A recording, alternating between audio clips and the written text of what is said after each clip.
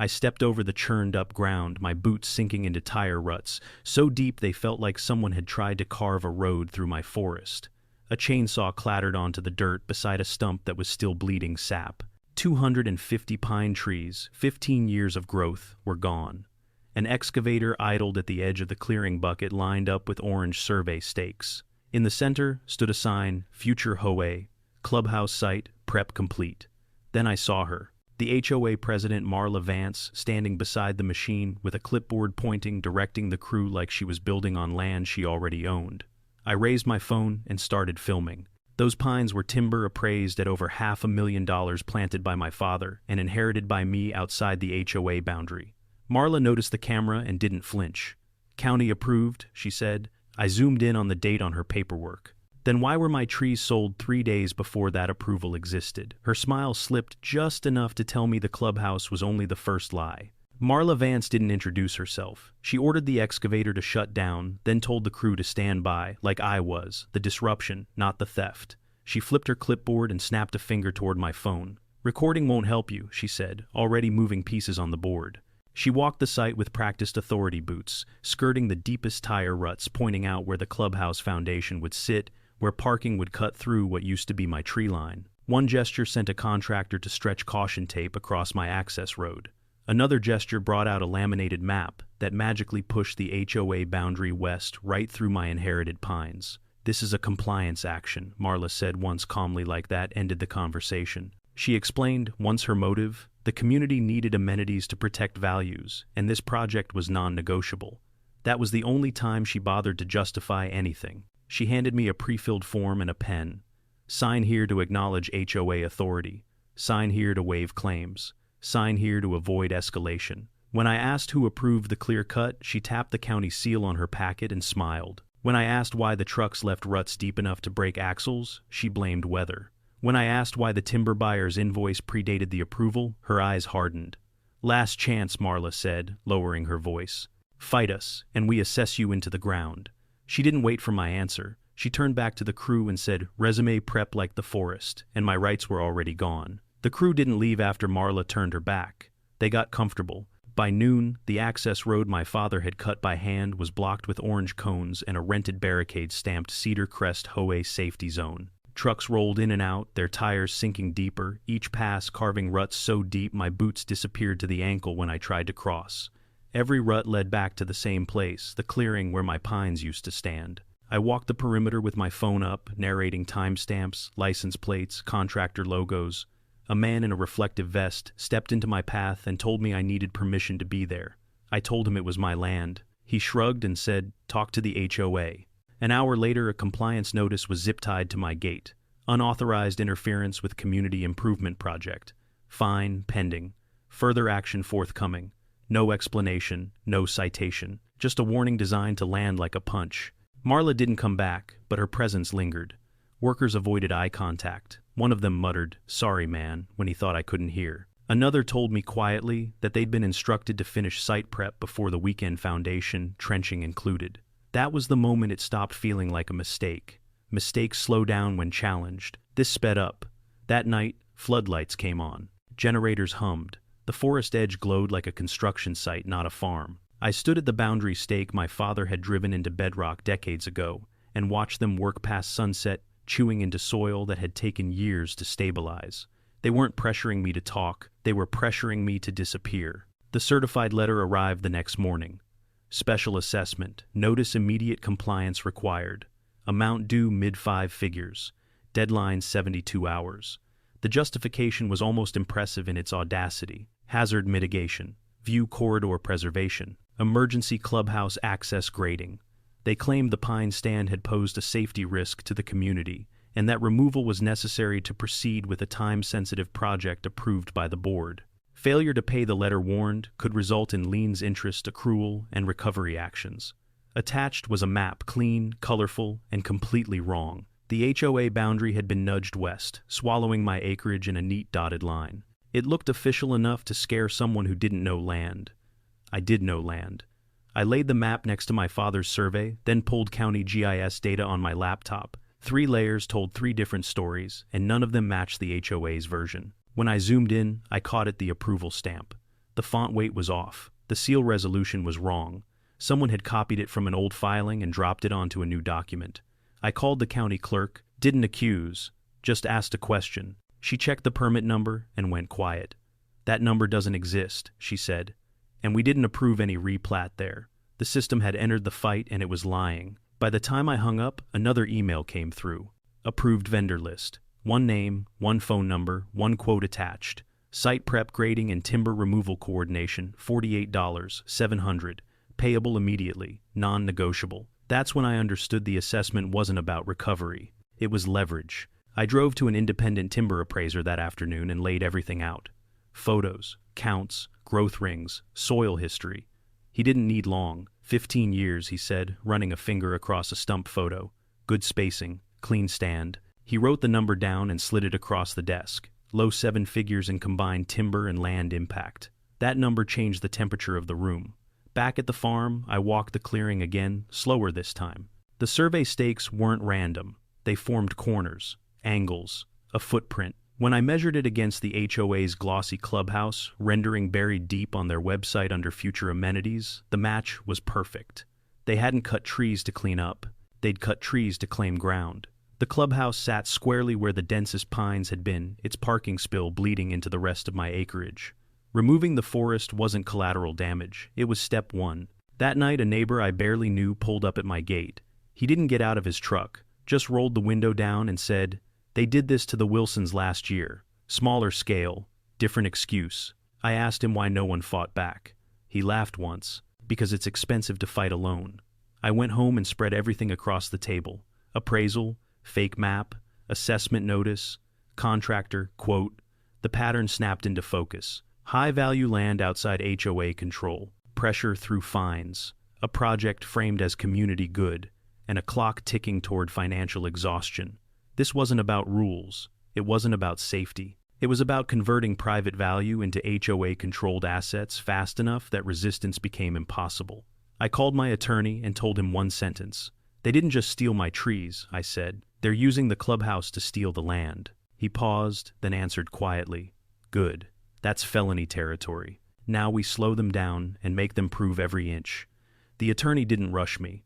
He told me to stop talking and start proving. By the next morning, we had 3 parallel threads moving at once. He filed a formal request with the county for every permit tied to the supposed clubhouse approval. I pulled certified copies of my father's deed and the original boundary survey, and quietly, without warning the HOA, I hired an independent surveyor to mark the line they'd tried to erase. The surveyor didn't need long. He drove steel pins into bedrock exactly where my father's notes said they'd be. The orange flag snapped in the wind, bright and undeniable, running straight through the area the HOA had already cleared. Half the proposed clubhouse footprint sat on my land. No easement, no overlap, no ambiguity. When the survey photos went to my attorney, he exhaled once and said, "They're exposed." That afternoon, the county clerk called back. Not apologetic, careful. She confirmed on record that no replat, no annexation, and no environmental clearance had ever been approved for my parcel. Whatever stamp Marla had waved around was fiction. The pressure shifted. Within hours, the HOA's tone changed. Emails arrived asking for cooperation. A voicemail suggested a temporary pause on site work if I would reconsider my position. The approved contractor sent a revised, quote, "lower this time," framed as a favor. I didn't respond.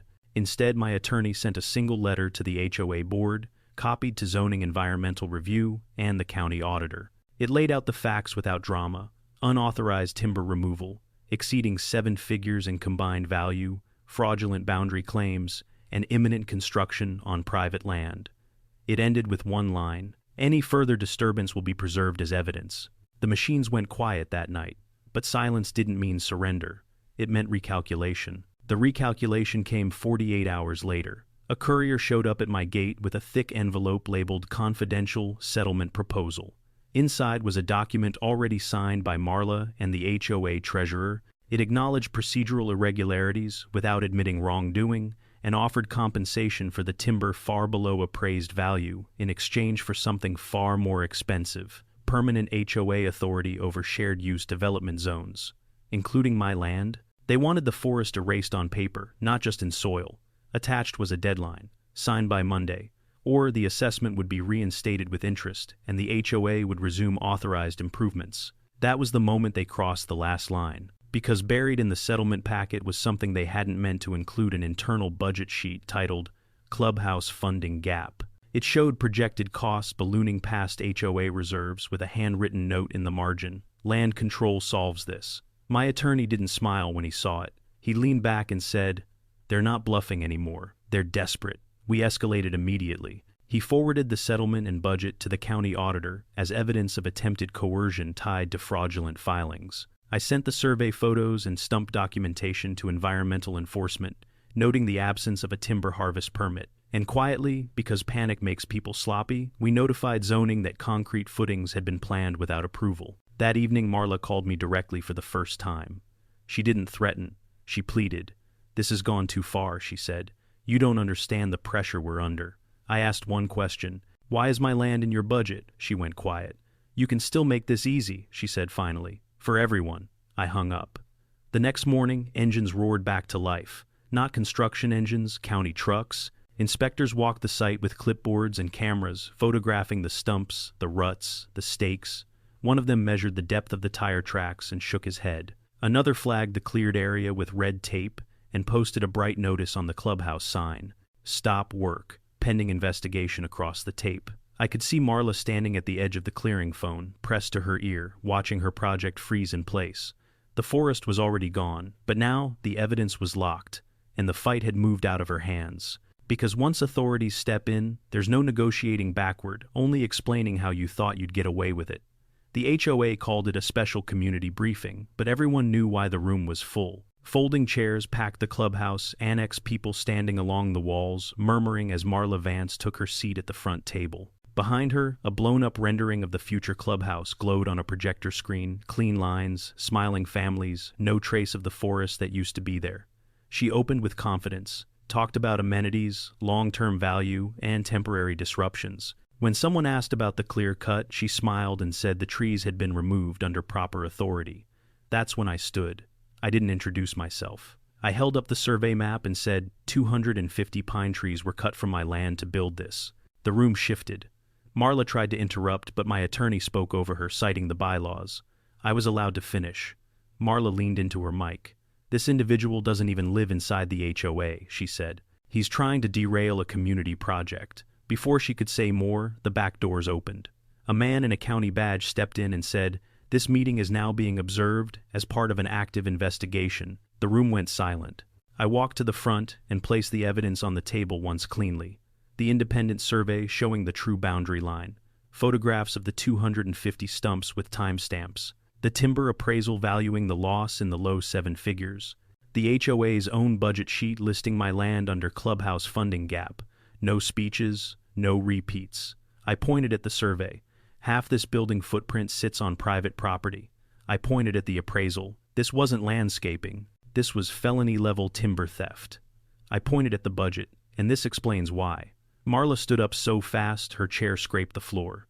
"That document is internal," she snapped. "It's been taken out of context." The county auditor flipped through the pages calmly.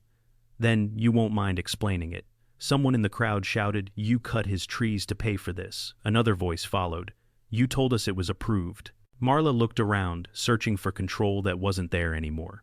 The treasurer stood next. He didn't mean to. He just started talking. "We were short," he said. "Costs went up. The clubhouse had to be funded somehow." Marla turned on him. "Sit down." But the damage was done. The auditor raised his hand. "Based on what we've seen tonight, the county is issuing an immediate stop work order, preserving the site as evidence." A zoning official added, "Unauthorized construction on private land carries criminal penalties." The room erupted, anger, disbelief, people standing, demanding answers. Marla tried to speak, but her microphone was cut. The board called for a vote. Removal of current officers. Suspension of all clubhouse activity. Full forensic audit. Hands went up across the room, overwhelming. Marla stayed seated, staring straight ahead as the vote passed. Not shouting, not crying. Just frozen, watching the thing she'd tried to build collapse in front of everyone it was meant to impress. Outside through the windows, the red stop work tape snapped in the wind where my forest used to stand. The trees were gone, but the truth finally had the room. No one rushed the exits. The room stayed thick with the sound of breathing chairs, creaking phones, buzzing, as messages flew faster than anyone could read them. Neighbors who'd avoided eye contact for months finally looked straight at me, some with anger that had nowhere to go, others with relief that felt almost fragile. A man I'd never spoken to nodded once hard, like he'd been waiting for permission to do that. Someone near the back said, "I knew something was wrong," and 3 voices answered at once. Marla didn't move. The treasurer stared at the table, hands flat, as if the wood might anchor him. My attorney stood quietly at my shoulder. He didn't say anything because there was nothing left to say. The shift had already happened. You could feel it, an entire room recalibrating, realizing the rules they'd been told to fear were paper thin. Outside the windows, the taped-off site glowed under floodlights. Inside, people began talking to each other, not to the board. Apologies came in low voices. "I'm sorry we didn't speak up sooner. I didn't think it would matter." The anger wasn't pointed at me anymore. It had found its proper address. The county auditor took the microphone and kept it simple. Stop work order, effective immediately. Preservation of evidence in place. A forensic audit authorized starting with timber removal boundary filings and all clubhouse expenditures. Leon suspended pending review. Any further action by the board would be considered obstruction. He read it from his phone like weather, not drama, and that tone landed harder than shouting ever could. A zoning official followed, confirming unauthorized construction on private land and environmental violations tied to unpermitted clear-cutting of high-value timber. Dates, file numbers, next steps. When someone asked what happened now, the auditor said, "Now we account for where the money went and who signed what." Marla finally stood, mouth opening to object, but the words didn't come. The gavel never fell again. Instead, the board secretary, hands shaking, handed over a folder the auditor hadn't asked for. The room noticed. Phones lifted, screens recorded. This wasn't closure yet, but it was protection. The system had snapped back into place, not to comfort anyone, but to do its job. I stayed seated until the room thinned. When I finally stood, I didn't go to the front. I walked to the window. Beyond the tape, the clearing looked raw and wrong ruts, still deep enough to hold shadow. A neighbor joined me, then another. Someone said the word replanting, softly like a test. I nodded once. The interim chair, chosen on the spot by a show of hands, announced the next steps without ceremony. Independent oversight, competitive bidding, no reclassification of land without consent, survey, and vote. Plain rules spoken plainly. I stepped outside last. Cold air cut through the smell of diesel. I crossed to the boundary pin my father had driven into bedrock and put my boot beside it, feeling the ground hold. The clubhouse sign sagged under the red tape. For the first time since the chainsaws fell silent, the site was still. Not fixed, not healed, but owned again by the truth of where lines actually run. They called it community, but the night they tried to take my forest, they forgot one thing. Boundaries grow roots, and so does accountability.